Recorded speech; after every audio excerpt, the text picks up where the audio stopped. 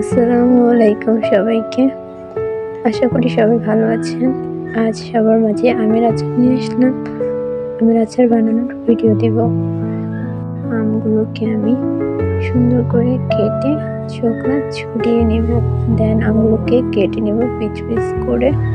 এখন এগুলো পানির মধ্যে দিয়ে সুন্দর করে ভিজিয়ে ধুয়ে নেব। ধুয়ে একটা পরিষ্কার কাপড়ের উপরে উঠিয়ে শুকাবো, যেন কোনো পানি না থাকে। পানিগুলো একদম শুকনো শুকনো করে দেন এগুলোকে একটি পাত্রে উঠিয়ে নেব।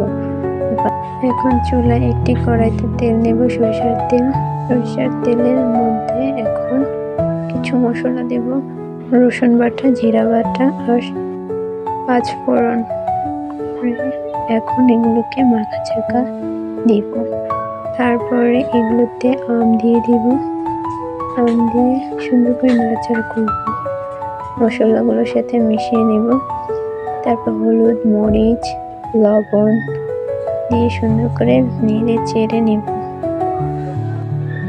নাড়াচাড়া শেষ হলে পরে শুকনো মরিচের গুঁড়ো দিব, 5 ফোড়ন দিয়ে দেব গুঁড়ো করাটা।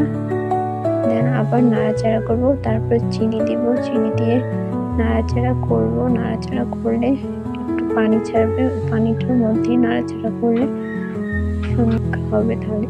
তারপরে আবার 5 ফোড়নের কিছু গুঁড়ো দিয়ে আবার সুন্দর করে নাড়াচাড়া দিব। আমি এগুলোকে সুন্দর করে মাখা মাখা করে নেব। তার সামান্য পরিমাণে ভিনেগার দিয়ে দেবেন, যাতে আচারটা ভালোভাবে থাকে, দীর্ঘস্থায়ী হয় আর সুন্দর খাওয়াও যায়। আচার কালারটা কি সুন্দর আসছে, তাই না?